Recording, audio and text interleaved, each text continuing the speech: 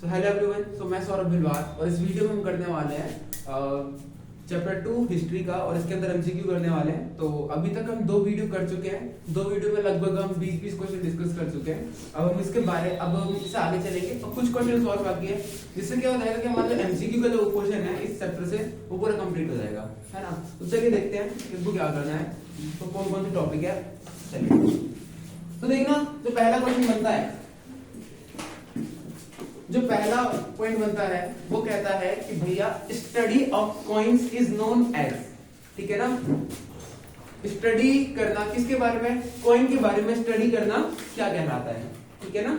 Coins के बारे में स्टडी करना क्या कहलाता है, हिंदी में कहते हैं मुद्रा शास्त्र और इंग्लिश में कहते हैं नुमिस्मेटिक, ठीक है। इंग्लिश में कहते हैं नुमिस्मेटिक।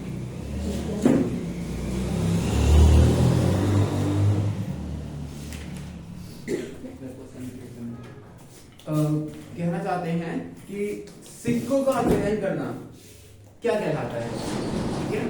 सिक्कों का अध्ययन करना क्या कहलाता है, मुद्रा शास्त्र। इंग्लिश में तो ठीक, हिंदी में तो ठीक है, कोई दिक्कत नहीं। दिक्कत इंग्लिश में होती है क्योंकि यहाँ पर तो नाम आ जाता है ना हिंदी में, मुद्रा, पैसा, सिक्का, है ना।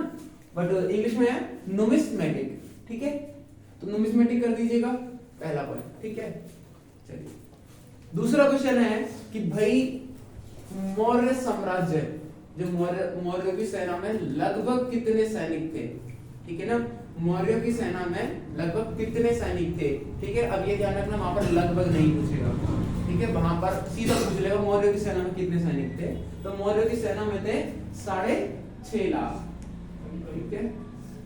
6.5 लाख, 6.5 lakhs, ठीक है ना। 350 000 कर देना हो जाएगा। तो तुम्हें सिर्फ इतना लिखना है, मौर्य की सेना में कितने सैनिक थे, 6.5 लाख, 6.5 लाख, ठीक है। गोल्डन कॉइन्स, सोने के सिक्के, किस सबसे पहले शुद्ध सोने के सिक्के, प्योर गोल्डन कॉइन्स किसने छपाए थे, गुप्ता, ठीक है। गुप्ता गोल्डन है ना।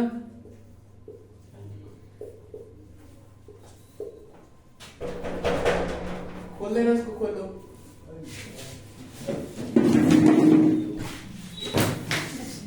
ठीक है। तो अब जो अगला क्वेश्चन है,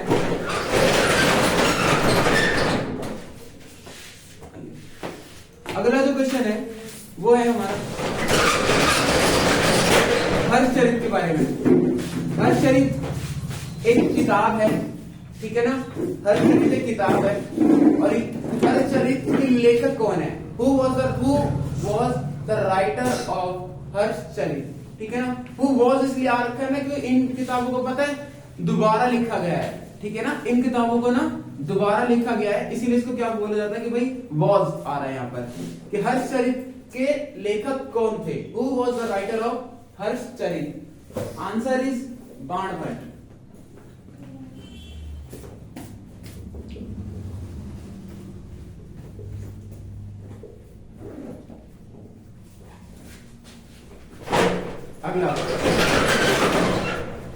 अगला क्वेश्चन है हमारा कि भाई जो हर्षचरित है ये किसके बारे में लिखी गई है, ठीक है। हर्षचरित किसके बारे में लिखी गई है, हर्षचरित लिखी गई है, हर्षचरित हर्षवर्धन। हर्षचरित नाम की जो किताब है ये किसने लिखी है, ठीक है, बाणभट्ट ने लिखी है। हर्षचरित जो किताब है किसके बारे में है, हर्षवर्धन के बारे में है, ठीक है। क्वेश्चन नंबर अगला 6, हर्षवर्धन कहां के राजा थे, हर्षवर्धन कहां के राजा थे। हर्षवर्धन कहां के राजा थे पता है आपको, यहाँ पे वो नहीं आएगा। अच्छा हाँ सॉरी, हर्षवर्धन कहां के राजा थे, हर्षवर्धन राजा थे कन्नौज के। वर्तमान में कहां पर है कन्नौज पता है, उत्तर प्रदेश। हर्षवर्धन कन्नौज के राजा थे। चलिए हर्षवर्धन कहां के राजा थे, कन्नौज के, ठीक है। अब चलो क्वेश्चन नंबर 7, 7 में कहना चाहते हैं कि सर क्वेश्चन नंबर 7 के अंदर कि संगम साहित्य की भाषा क्या है, संगम साहित्य किस भाषा में लिखे गए, है ना। You have to tell about the language of Sangam literature, ठीक है ना। तो संगम लिटरेचर की लैंग्वेज क्या है पता है, तमिल। संगम साहित्य तमिल भाषा में लिखे गए हैं, ठीक है। चलिए क्वेश्चन नंबर 8, क्वेश्चन नंबर 8 कह रहा है कि भैया ये बताइए क्वेश्चन नंबर 8 में कि अग्रहार किसको कहते थे। अच्छा किसको पता है अग्रहार, याद है? हाँ मेरे को याद है, बहुत बढ़िया। साक्षी याद है? नहीं याद है, किसको बोलते थे? प्रभावती गुप्त द्वारा ब्राह्मणों को जमीन दी गई। इसको प्रॉपर ठीक नहीं है, ब्राह्मणों को जान में नहीं जाने। इसको अग्रहार कहते थे। ठीक है, हाँ इसमें कोई नाम नहीं आना था। ब्राह्मणों को जो जमीन दान में दी जाती थी, ठीक है ना, उसको क्या कहा जाता था, agrahara.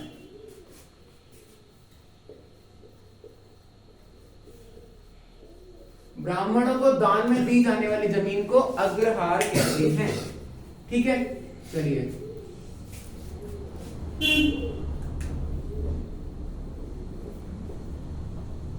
Sorry, question number 9, Priyadarshi शब्द किस राजा के लिए यूज हुआ है? अशोक।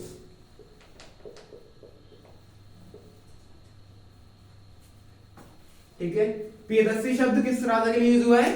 अशोक के लिए, ठीक है, इंपॉर्टेंट है। देव नाम प्रियदर्शी पूरा नाम लिखा गया था इसका मतलब है देवों के प्रिय, ठीक है। और प्रियदर्शी का मतलब बहुत ही अच्छा दिखने वाला व्यक्ति, ठीक है। तो ये शब्द इस्तेमाल हुआ किसके लिए? एक राजा के लिए, राजा का नाम है अशोक।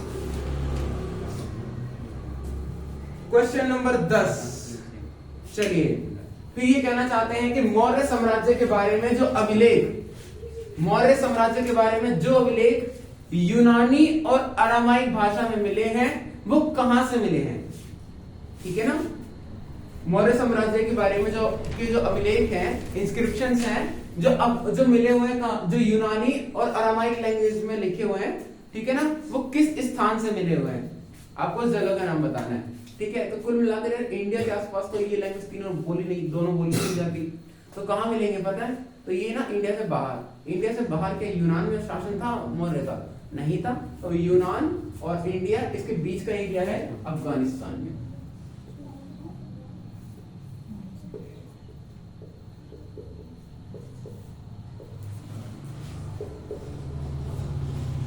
क्वेश्चन नंबर 10, ये क्वेश्चन करने के बाद क्वेश्चन ये है मौर्य साम्राज्य के बारे में, मौर्य साम्राज्य के बारे में जो अभिलेख यूनानी और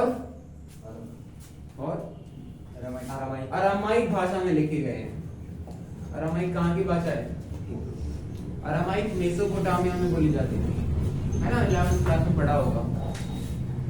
चलिए तो ये क्या है कि भाई अरामाइक और यूनानी भाषा के जो अभिलेख मौर्य साम्राज्य से संबंधित मिले हैं वो मिले हैं हमको कहां पर? अफगानिस्तान में, ठीक है, इसमें कोई दिक्कत नहीं है। चलिए अब क्या कहना चाहते हैं कि ओलिगार्की क्या होता है?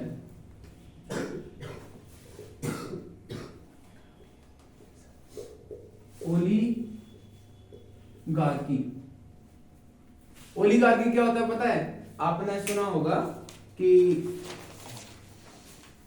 एक राजा होता है, वो सब पर शासन करता है। ओलिगार्की का मतलब होता है कुछ लोगों का ग्रुप होता है जिसमें स्पेशल मेल्स होते हैं, जिसमें आदमी होते हैं, मेंस ही होते हैं, ठीक है ना, मतलब महिलाएं नहीं होती, लोगों का ग्रुप होता है, वो मिलकर शासन करता है, ठीक है ना। जैसे कि हमने ये कहां पर पढ़ा था? हमने पढ़ा था यूनान में, ग्रीस में पढ़ा था ना, ग्रीस में पढ़ा था कि भैया कुछ लोगों का समूह है जो शासन कर रहा है। और ऐसे यही ओलिगार्की सिस्टम इंडिया में भी फॉलो होता था, भारत के अंदर भी ये व्यवस्था फॉलो होती थी। और भारत के अंदर जो भी व्यवस्था फॉलो होती थी तो पता क्या होता है, भारत के अंदर जो भी व्यवस्था फॉलो होती थी तो यहां से ओलिगार्की का संबंध किनका है ना, तो महावीर और महात्मा बुद्ध, इन दोनों का जो संबंध है ना ओलिगार्की जैसी सिस्टम से है, ठीक है, वहां पर कोई वो नहीं थी, लोगों का समूह शासन करता था। 12 क्वेश्चन नंबर 12 पूछना चाहते हैं कि भाई वर्तमान में मगध किन दो राज्यों में स्थित है, ठीक है ना, वर्तमान में मगध किन दो राज्यों में स्थित है, ठीक है ना, you have to tell about the location of Magadha in present days, then answer is Bihar plus Jharkhand, Bihar plus Jharkhand, ठीक है। चलिए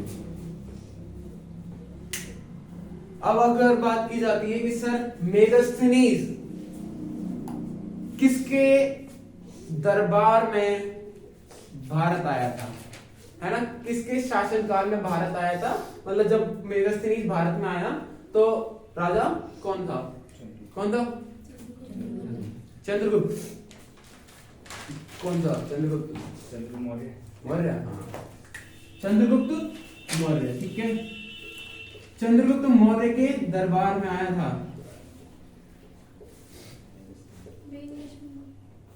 हाँ इंग्लिश में पूछना चाहते हैं कि sir Megasthenes came in which rulers court in India, ठीक है ना, मतलब किसके कोर्ट में आया था, किसके दरबार में आया था, ये बना लेना अंग्रेजी में, ठीक है, तुम बस भावना समझो, हिंदी अंग्रेजी ने तो अलग करवा रखा है हमको। अगला क्वेश्चन नंबर 14 कलिंग वर्तमान में कहां पर स्थित है, कलिंग की प्रेजेंट लोकेशन कहां पर है, उड़ीसा, कलिंग कहां स्थित है, उड़ीसा।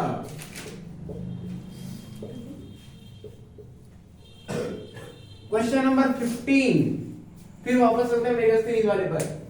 मेगास्थनीज किस देश से भारत में आया था, ग्रीस, अंग्रेजी में बोलते हैं ग्रीस और हिंदी में बोलते हैं यूनान।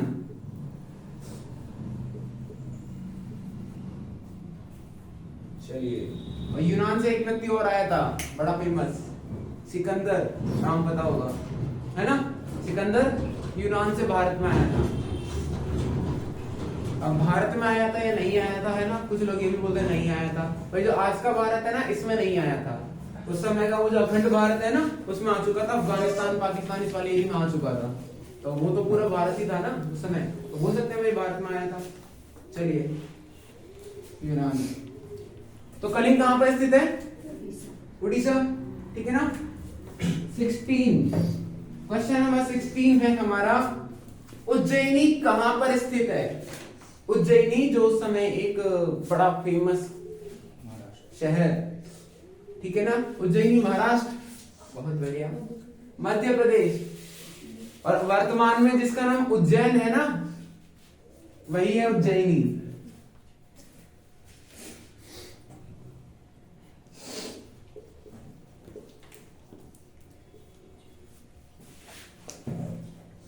उज्जैनी, ठीक है।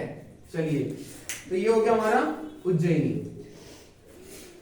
क्वेश्चन नंबर 17, तो 17 कहना चाहता है कि भैया कुल मिलाकर मौर्य की सेना कितने भागों में विभाजित थी, Mauryan army was divided into how many parts, 1 committee and 6 sub committee, ठीक है ना, एक समिति और 6 उप समिति।